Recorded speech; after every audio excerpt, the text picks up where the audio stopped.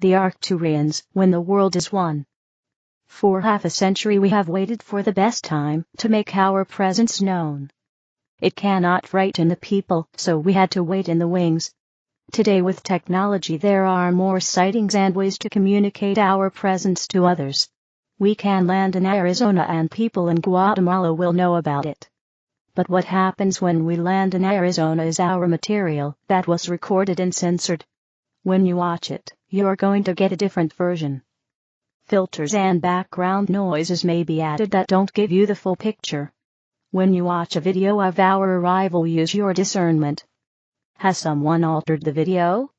So what is going to happen is they will keep the people afraid. As long as you are afraid and don't want us, we keep our distance. We could land more if you were welcoming. Our intention is to bring forth situations where we land and enough cameras are there that no one can change the footage. If millions of people all saw it, the narrative can't be corrupted. We are planning to make landfall soon, in a large crowd. We want there to be no fear when we take to the skies. You know we are helpful and want to bring peace. We are not here to attack. Remain faithful that new relationships will be formed where we are your friends. Let us look back on history. When did all the nations come together? Every 4 years. We need nations coming together. There is the celebration of the Olympics happening this month. It is our desire to participate. We would like for the nations to listen to each other to intermingle and bond. For a moment in history the world becomes one. One united goal. Our energy will be at the games, we will participate in the fashion that seems best for the time. The games will be watched over with love and peace, from our ships. For a moment in time let's unite, put differences aside, and celebrate athleticism and courage and bravery while under pressure. When the ceremony comes to an end, take with you the oneness. Take with you new friendships. Carry that into your daily lives. The healing will begin when you see each other as one and the same. Our mission this month is to protect the games. Enjoy them, as we will. And cheer for your favorites. Encourage openness, and this will make the world happy. When the mission is done, we will not stop. There will be a further mission, to continue the uniting. Dance in the streets if you feel excited and spread joy where you go. You each make a difference in the whole. The whole would not be complete without you. Our greatest day is when there is no fear. Trust it will happen. We thank you for being here on this planet to witness our arrival when the energy tells us it's time. You have our greatest blessings, the Arcturians. Tunia, be conscious with words. My dearest brothers and sisters. This is Tunia speaking. I love you so very much. This was channeled a few days after the assassination attempt on the person pretending to be Trump. For those who missed it, in the earlier message Hakon, the Grey Hats have failed. Hakon shared that the real Trump is already dead. Still, to make things easier I'll just talk about Trump for the rest of this message, rather than talking about the person pretending to be Trump. Of course, shooting someone just because you disagree with them is awful. And I can absolutely imagine that news of the assassination attempt may have shocked you, may have made you feel unsafe, and may have made you feel angry. You already know that the mainstream media and some people on the left have used dehumanizing language against Trump, and that this increases the likelihood that someone will try to kill him. So in that sense, I'm not going to tell you anything new today. And yet, today I want to stress just how absurd dehumanizing language is when you really stop and think about it. For example, mainstream media and some people on the left have called Trump an existential threat, or a threat to democracy. Now, obviously this is excessively alarmist. Trump isn't an existential threat. He's not going to end democracy. But on an even deeper level, calling Trump a threat to democracy frames things as if he's not even a person. It frames things as if he's not even a human being. Instead, he's something like a disease. And what do you do with disease? You cure it, you get rid of it. Indeed, Calling Trump a threat to democracy sounds completely different than calling Trump a human being who is currently a threat to democracy. With that second phrasing, suddenly it becomes clear that this is a human being we're talking about, who deserves human rights, and who deserves to be treated with dignity. Frankly, if you want to have a productive and humane conversation with someone, I wouldn't even say that some person is a left-winger. Instead, I would say that they're a human being who is currently a left-winger. Similarly, a person isn't a communist. Instead, they're a human being who is currently a communist. A person isn't an illegal immigrant. Instead, they're a human being who is currently an illegal immigrant. I assume that many people aren't going to use this language moving forwards because you always seem to be in a hurry, and what I suggest means adding extra words. Still, I think you would find it easier to connect with people you disagreed with if you called them human beings who are currently this or that. I think that might even benefit your own spiritual progression too, because you wouldn't get excessively caught up in labels and would remember that we're all souls here on a human journey. In fact, you could even go further, and not just say she is a left-winger, but say something like, she is source made manifest, who is currently a left-winger. That is sort of the idea behind the term namaste, as well, where you honor the divine in the other person. Now, I understand that it might be too weird to actually say out loud something like, she is source made manifest, who is currently a left-winger, instead of just calling someone a left-winger. Still, it could benefit you spiritually to occasionally think of other people in this way. Or as practice, you could just take a walk and mentally label every person you come across as source made manifest, who is currently a woman, or who is currently a police officer, etc. Us extraterrestrials are going to be giving you a mountain of understanding. And we won't take offense easily. Still, some of us won't actually like it if you say, for example, that Pleiadian is an engineer. No, he's not an engineer. He's a Pleiadian man, or if you prefer, he's source made manifest, who happens to be doing engineering as his job. But he's not an engineer. He's a man, or he's source made manifest, who just happens to have a certain job. Again, this person won't get angry at you, but he may still prefer to not be subtly dehumanized by you saying that he is an engineer.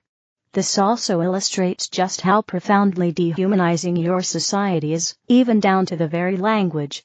Which, unfortunately, makes sense when you realize that your culture has been strongly influenced by negative galactics, who wanted to keep you down and control you. And don't even get me started on the inhumanity of the term human resources. Though obviously, this isn't your fault, it's just the society you grew up in, and you are the one suffering from being dehumanized. You have all of my love and compassion and empathy. Note that, as you grow in consciousness, and as your spiritual abilities increase, it becomes more and more important to be precise with your words. After all, words direct consciousness, and consciousness is boundlessly powerful. One example is what we looked at. That person isn't a cleaner, instead he is a human being, who is currently a cleaner, or if you prefer, he is source made manifest, who is currently a cleaner. You can also use your own phrasing, of course. The point is just that you remind yourself that the other person deserves respect, and to be treated with dignity, and that the other person might be able to change, and that labels don't define a person. If a powerful person said, "You are a cleaner," to someone with the intention of cursing them to never become, or desire anything more than being a cleaner, then those words could actually work to curse a person in that way. Now, either none of you or almost none of you are currently spiritually powerful enough to do that. Besides, this would only work if you had the conscious intention to curse someone. Even a powerful person wouldn't curse someone to never be anything other than a cleaner if they just casually said you are a cleaner. Still, this does illustrate the importance of being careful with your language, especially as you grow spiritually. Do you now see how it's a form of control, that your society nudges people to say I am a firefighter, or I am a police officer, or I am a programmer? Your society is nudging people to dehumanize and possibly even curse themselves to never be anything but their job. And the control is so subtle that most people don't see it. This is part of how beings who are psychically much less powerful than you are controlling you by using your own abilities against you. Therefore, be careful with your language, especially language in which you talk about yourself or about another person. Similarly, if a powerful enough person said, "You are a threat to democracy," and had the intention to use that as a curse, then that could actually serve as a way to curse someone to start behaving in ways that make them a threat to democracy. Now, the average person doesn't have strong magical abilities. Still, every single person on Earth has at least a tiny bit of unlocked magical ability, and millions of people directing their consciousness in the same direction can still produce an effect. Therefore, do you see that it's really not a good thing to dehumanize a person or a group of people in the minds of millions? In this way, you can actually nudge them to behave in a worse way. Now yes, people have free will, but still you can energetically nudge people this way. Surely you've all felt energetic times to go do something that didn't really or rationally make sense. You weren't mind-controlled in that moment, but you were nudged. This doesn't just mean that dehumanizing Trump is bad. It also means that it's bad to dehumanize the left, or communists, or Jews, or men, or women, etc. Obviously you can still disagree, and debate, and criticize, and dislike certain people or groups. I would just advise you to not cross the line into outright hatred, or cross the line and start thinking of some group as irredeemably evil. You innately know where that line is. Trust your inner knowing. Frankly, if you fully unlock the magical abilities of an average person, who had an unfocused mind, whose intentions went every which way all the time, and who was careless with their words, then that would probably end in disaster. The average person should probably be grateful that he or she does not have much of their magical abilities unlocked. Earth languages also make magic much more dangerous to use for someone who isn't careful with their words or intentions. This is because your languages are so ambiguous. For instance, the words "you are a cleaner" can mean you are currently a cleaner, but it can also mean you are, and will never be, anything but a cleaner. Now, it's actually magically powerful to consciously use a word that has two different meanings, because then you can say that word and have it work in both ways and on both levels. However, if a word has two meanings and you don't want to use both meanings of the word, then you had better be conscious when doing magic about which meaning of the word you actually are using. If you consciously decide which meaning of the word you are using, then your subconscious won't run into the other direction and give energy to the other meaning of the word. Assuming that your mind is reasonably disciplined. Personally, if I use magic, then either I'm not using language, or I'm using a language where pretty much every word has exactly one meaning. Psychic languages are often like this, because once words no longer need to be pronounceable by a human mouth, you can make a nearly infinite amount of words. Hence it's easy to make a unique word for everything. If I wanted to do magic where I want one word to work on two levels, I would simply create a new word with those two meanings. Or I would use a pre-existing word with those two meanings that one of my brothers and sisters had created previously. And yes, there exist languages in the galaxy that are specifically made to be useful for doing magic.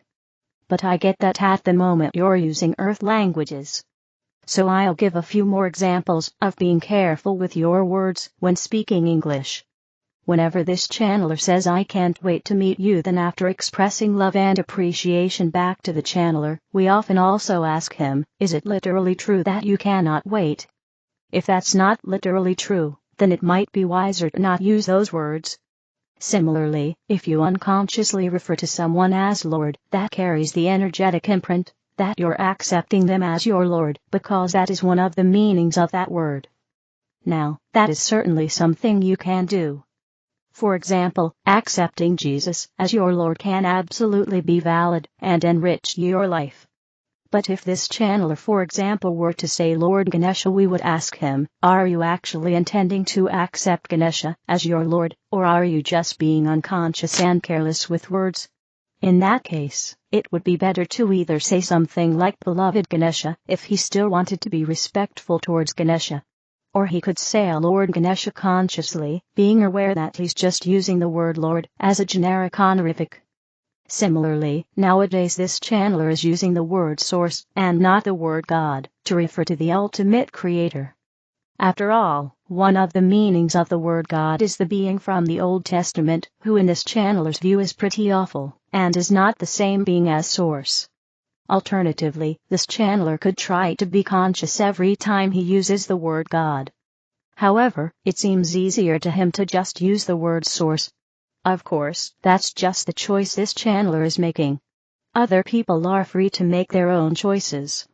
The channeler also doesn't say anymore that he's sovereign, because one of the meanings of that word is to be a king or queen. The channeler doesn't want to call himself a king. Now, yes, there is also a positive meaning of the word sovereign, namely that someone is not automatically going to follow along just because someone else tells them to do something. But the channeler prefers to express that sentiment via words that don't carry the alternative meaning of being a king or queen. The good news here is that there's nothing stopping you from making your own words. You can just make a new word that has 3 positive meanings at once and then say I am that word. Thereby you would bless yourself in 3 ways simultaneously, assuming your magical abilities are unlocked to a reasonable extent. If they aren't, I recommend just doing normal spiritual practice and inner work first. At some point your abilities may unlock automatically. Finally, let's return to more mundane matters. The person pretending to be Trump and the faction behind him are gray hats. Yes, they absolutely are doing certain things that are beneficial. However, it's not the case that the gray hats are your saviors and the rest of Earth humans aren't saviors. Similarly, it's also not the case that us galactics are your saviors and the rest of Earth humans aren't saviors. Ultimately, you are all liberators and you are all contributing to Earth's liberation.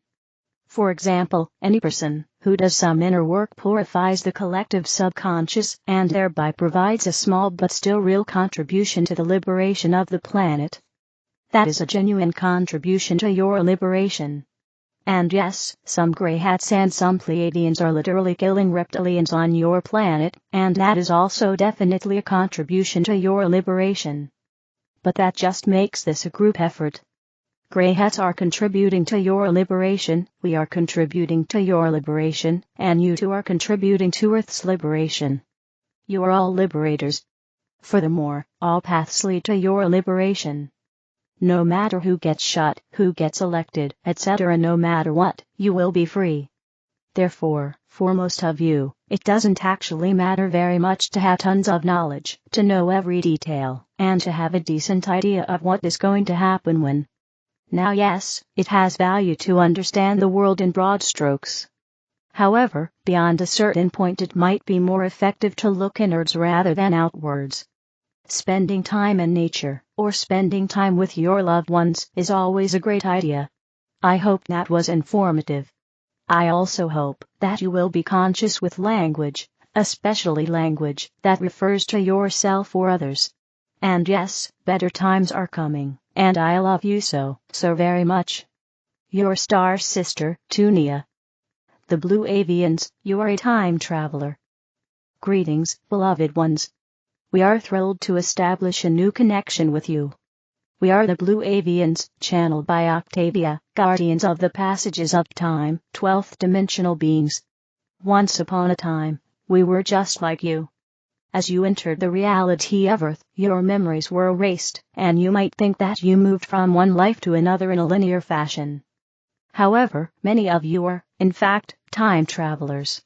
You have consciously chosen to experience this time frame reality with a specific purpose. Many of you have traveled through time portals to be here on Earth, to alter the current timeline, a feat you have likely accomplished many times before. Once reaching a high state of awareness, where memories are no longer altered, it is natural for an awakened being to travel freely through multiple realities, and explore their multidimensionality. Many of you have decided on your great purpose to shift timelines. From a higher perspective, observing all possibilities, and how history unfolded, you chose to give it another try. You selected specific time frame realities, and key historical points, where, through well thought out actions, you had a significant impact. Now, you probably feel called to do it again. History is not fixed, there are many possibilities.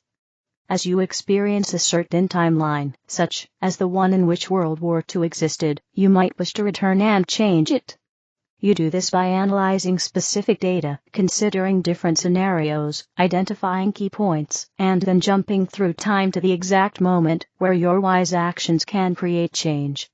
For instance, many of you have traveled to this timeframe reality because you know something monumental is coming, and you want to be part of it.